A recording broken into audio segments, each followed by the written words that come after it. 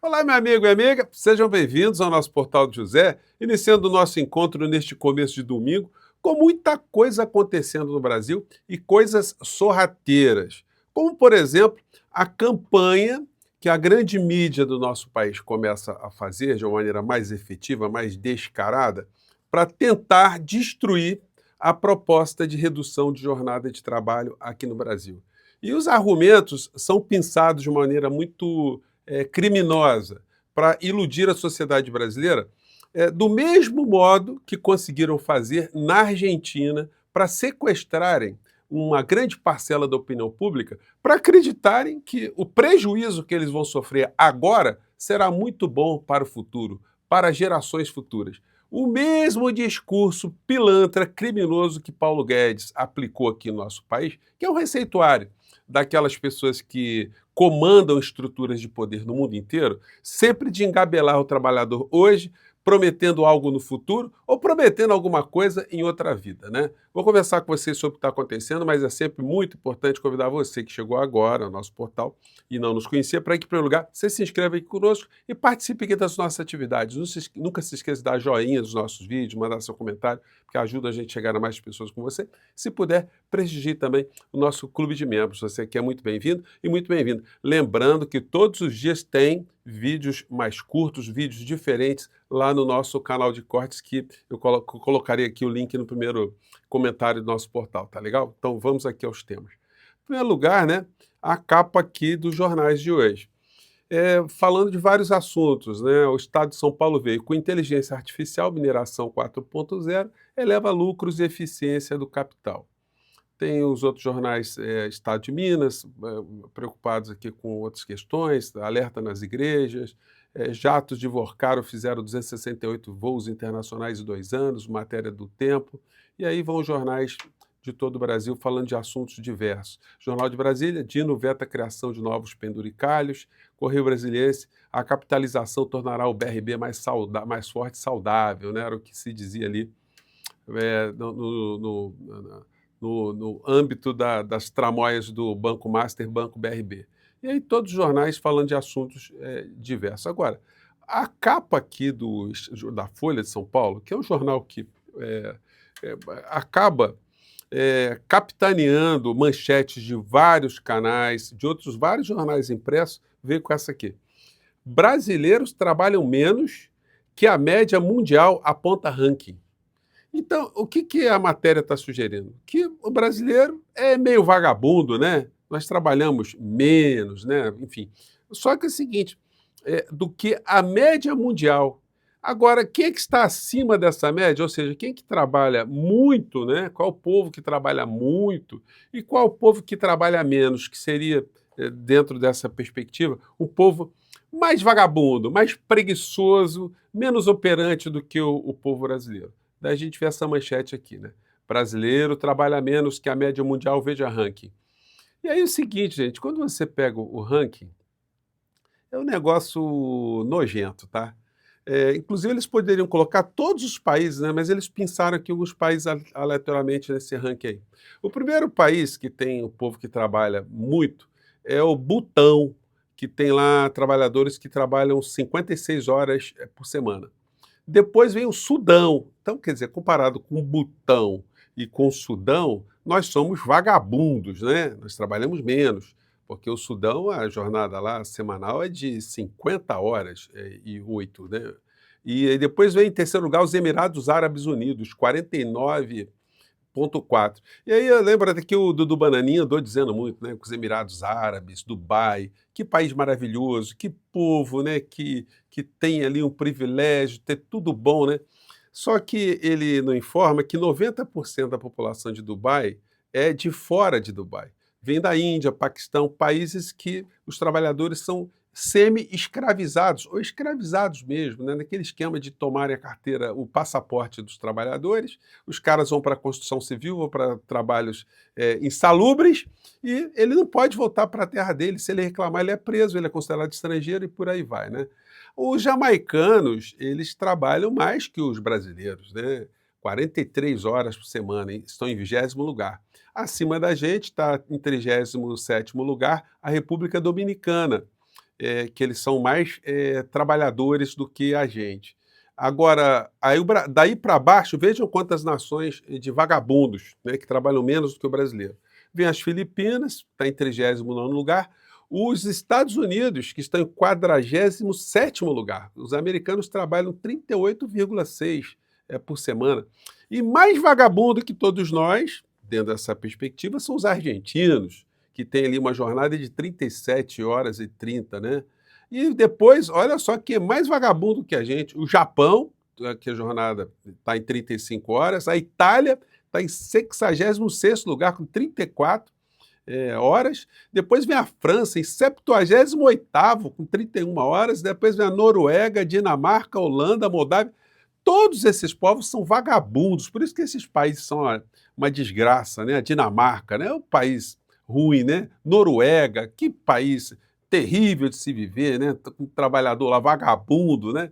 Gente, então esse tipo de matéria, ela vai começando a pavimentar estruturas na mídia brasileira para dar essa ideia que a gente trabalha pouco, né? Como se o trabalhador, em média, nas grandes cidades, não demorasse 2 horas para chegar ao trabalho e 2 horas para voltar para casa, não pegasse engarrafamento, transportes ruins, que fosse uma jornada insalubre e que os salários não fossem salários compensadores, né? Então, enfim, agora vocês vejam só, na contramão disso tudo, nesse discurso de, olha, temos que fazer o sacrifício hoje para amanhã melhorar, é que na Argentina teve essa reforma trabalhista, que eu vi na CNN, um negócio nojento, né? Dizendo a reforma de modernização do trabalho na Argentina. Gente, o que está acontecendo na Argentina é o seguinte, eu não vi nenhum veículo falar, mas eu li a lei ontem, né? A lei tinha a lei que foi aprovada, 240 artigos. Eu, para dar uma lida lá, nos pontos principais, outros eu pulei.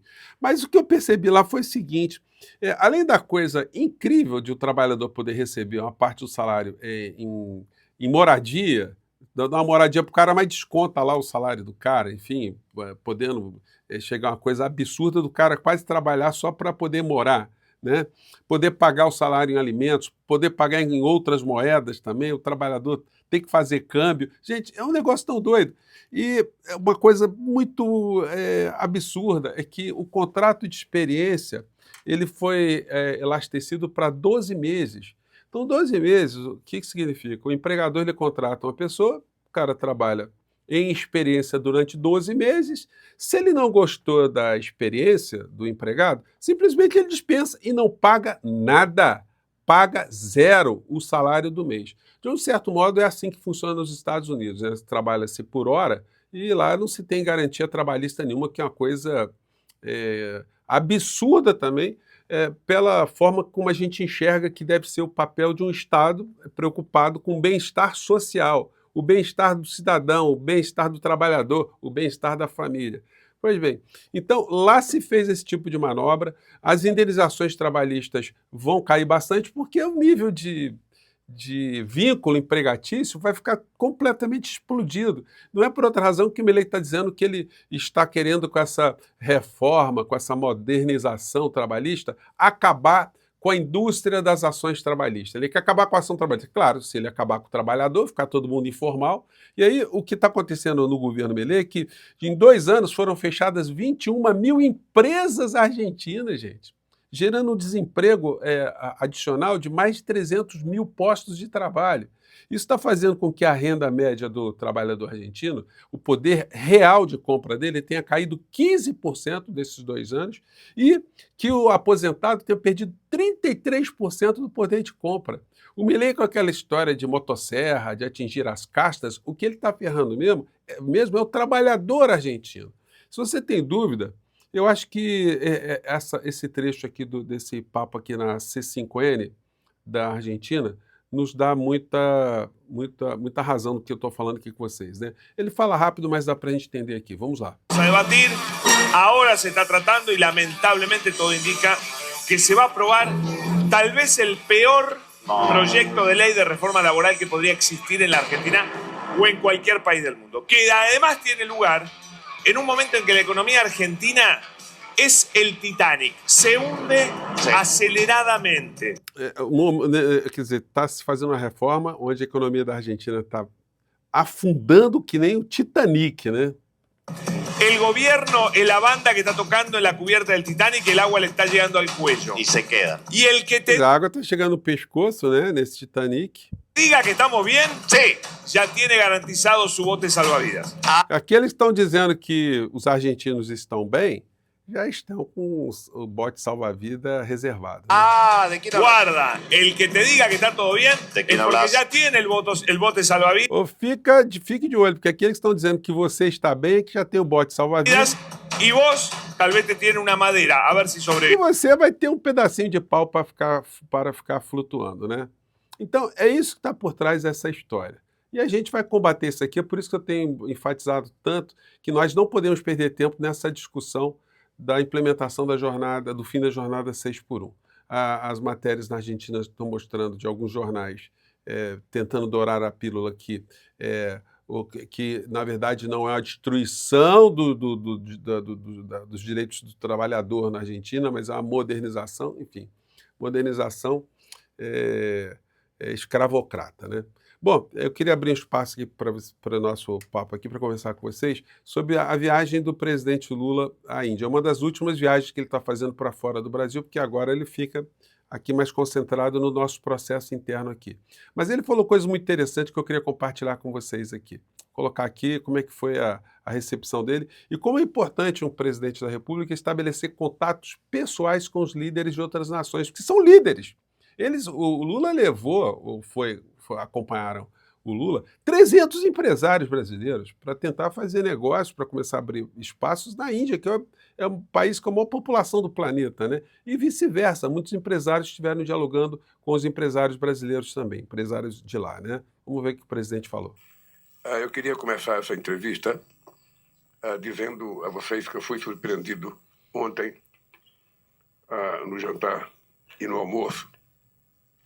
Não sei se os jornalistas brasileiros se lembram, quando o primeiro-ministro Modi foi fazer uma visita no Brasil, ano passado, nós pesquisamos a música que ele mais gostava e fomos a São Paulo procurar uma cantora que cantava a música que ele mais gostava. Então, foi feita uma surpresa para ele na recepção no Palácio do Alvorada e era visível que ele tinha ficado emocionado com a música que nós escolhemos para ele.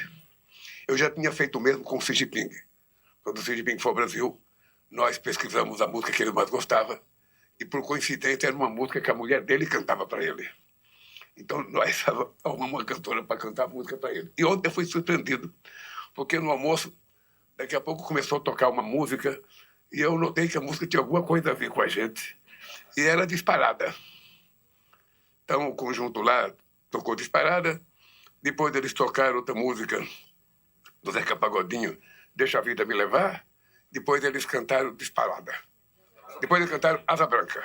E dá para vocês imaginarem o conjunto indiano tocando essas músicas brasileiras, o Lula escutando a melodia, deve ter sido um negócio muito interessante, né? Pena que nós não temos cenas para mostrar para vocês aqui. E à noite, na minha surpresa, no jantar oferecido pela presidenta, eles cantaram Sem Medo de Ser Feliz, a famosa música da campanha de 89. Pensou, gente, os indianos cantando Lula lá? Eu, sinceramente, fiquei emocionado porque eu não imaginava que ele tivesse lembrado da boa recepção que nós fizemos para eles e ele resolveu, então, me dar o troco. E foi muito, muito importante. Alguns Gente, muito interessante isso, né? ministros ficaram emocionados, cantaram. Alguns sabiam, outros não sabiam. Quem não sabia, eu estou levando em conta quem não sabia.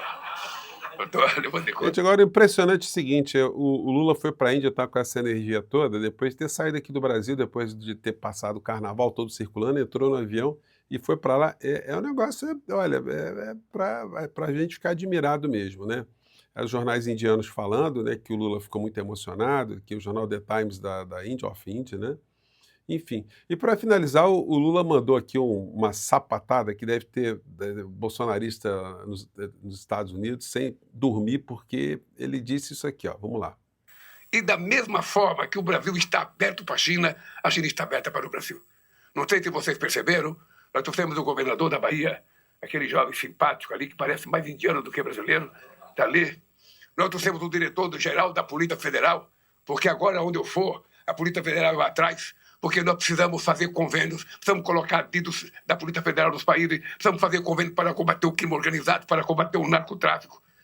Na medida em que a gente sabe que o crime organizado, sabe, é uma empresa multinacional, nós precisamos então saber que a nossa Polícia Federal precisa construir parcerias com todos os países que tiverem interesse em fazer essa disputa conosco.